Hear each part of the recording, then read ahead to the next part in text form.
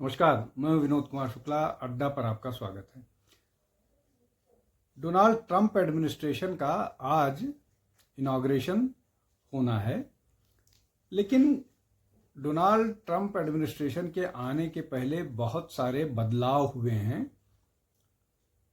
चाहे उसको आप डायरेक्ट बदलाव ना भी कहें, लेकिन इनडायरेक्टली बहुत सारे चेंजेस दिखने लगे हैं। जैसे इज़राइल और जो गाज़ा में मामला चल रहा था, उसको लेकर के सीज़ फायर पर एक सहमति बन गई है। और जो रशिया और यूक्रेन का चल रहा था, उसमें भी थोड़े ब्रेक थ्रू दिख रहे हैं। चूँकि रशिया पर यूएस का दबाव नहीं हो सकता है, लेकिन यूक्रेन पर निश्चित तौर पर हो सकता है, तो वहाँ भी थोड़े ब्रेक थ्रू दिख रहे हैं। हिंडनबर्ग ने अपनी दुकान बंद कर दी है। इसका सीधे सीधे भारत पर जो है। तीसरा, एक ग्रूमिंग गैंग को लेकर के भी मामला उठा है और उस पर अच्छी बहस शुरू हो गई है।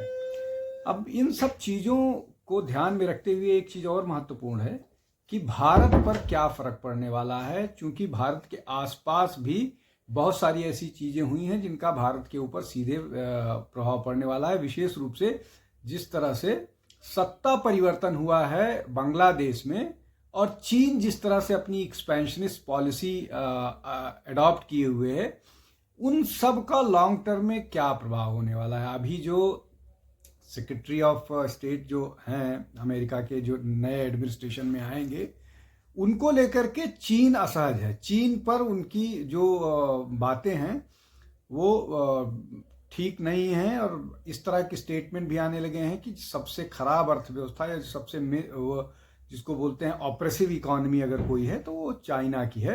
इस तरह की बातें आने लगी। अब इसमें भारत का सीधे सीधे लेना है। एक तो ये कि बांग्लादेश में जिस तरह से सत्ता परिवर्तन हुआ है और वहाँ पर हिंदुओं को लेकर के लगातार आक्रमण किए जा रहे हैं, और भारत ने इसका विरोध दर्ज कराया है।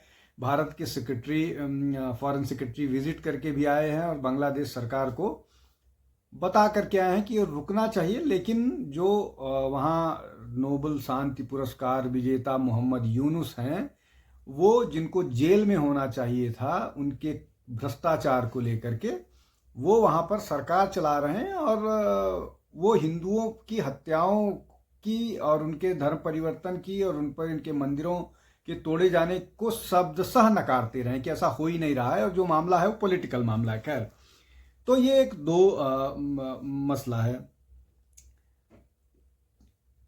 इन बातों को लेकर के ज़्यादा ये उम्मीद बांग्लादेश जता रहा था कि शायद जॉय बिडेन की वापसी हो जाएगी और डोनाल्ड ट्रंप नहीं आएंगे। लेकिन अब जब चूंकि सत्ता परिवर्तन यूएस में हो रहा है, तो वहाँ पर हड़कंप मचा हुआ है।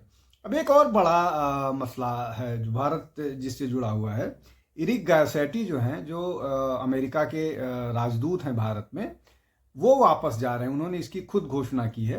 और एरिक गारसेटी जो है, उनका ट्रैक रिकॉर्ड है कि वो किस तरह से काम करते हैं और किस तरह से वो सोशल मीडिया इन्फ्लुएंसर से भारत में मिल रहे थे, प्रभावित करने की बहुत सारी चीज़ें कर रहे थे। और उनकी स्टेटमेंट बताते थे कि वो किस तरह से चीज़ों को डिस्टेबलाइज करते हैं। और जिस तरह से अभी बांग्लादेश में सारा का सारा मामला हुआ, उसमें जो वहाँ के बांग्लादेश के गवर्नर थे और बहुत सारे लोग जो यूएस एडमिनिस्ट्रेशन से जुड़े हुए थे, उनकी भूमिकाओं को लेकर के भी होगा। लेकिन क्या डोनाल्ड ट्रंप के आने के बाद उसमें बहुत तेजी से परिवर्तन होगा? क्या जो अमेरिकी डीप स्टेट है वो डोनाल्ड ट्रंप को उस तरह का से काम करने देगी? इसलिए कि सरकार आए या जाए, जो डीप स्टेट है वो बहुत स्ट्रांगली काम करता है। डीप स्टेट के 3 लेयर होते हैं। एक तो जो कॉरपोरेट डीप स्टेट होता है, एक डिफेंस डीप स्टेट होता है, और एक जो उनका इंटेलिजेंस डीप स्टेट होता है। तो इनके तीनों के अपने इंटरेस्ट होते हैं, कॉरपोरेट का, इंटेलिजेंस का, ये तीनों अपने इंटरेस्ट होते हैं। और वो किस तरह से काम करता है ये तो आने वाला समय बताएगा। अब इसमें यह है कि क्या ये डीप स्टेट अमेरिकन प्रेसिडेंट, नए प्रेसिडेंट को अलाउ करेगा? इसलिए कि जिस तरह की बातें डोनाल्ड ट्रंप कर रहे थे, वो उनमें बहुत सारी चीज़ें ऐसी हैं जो अमेरिकी इंटरेस्ट को भी कैटर करती है। वो भारत के इंटरेस्ट को कैटर तो करती हैं, जैसे इमरजेंस या राइज या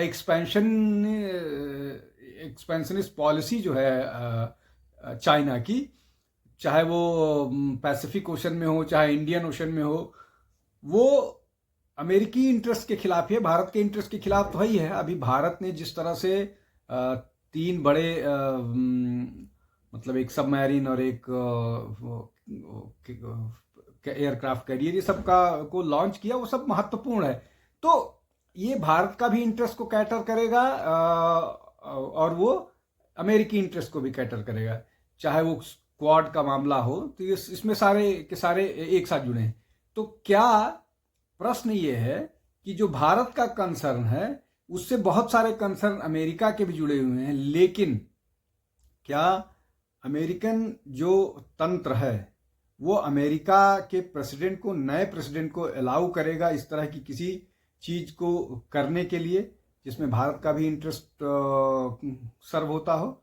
ये तो हम उनके ज्वाइन करने कुछ दिन काम करने के बाद कर पाएंगे, लेकिन शुरुआत से दिख रहा है कि कुछ तो बदलाव होता हुआ दिख रहा है। आज के लिए बस इतना ही। बहुत बहुत धन्यवाद। नमस्कार।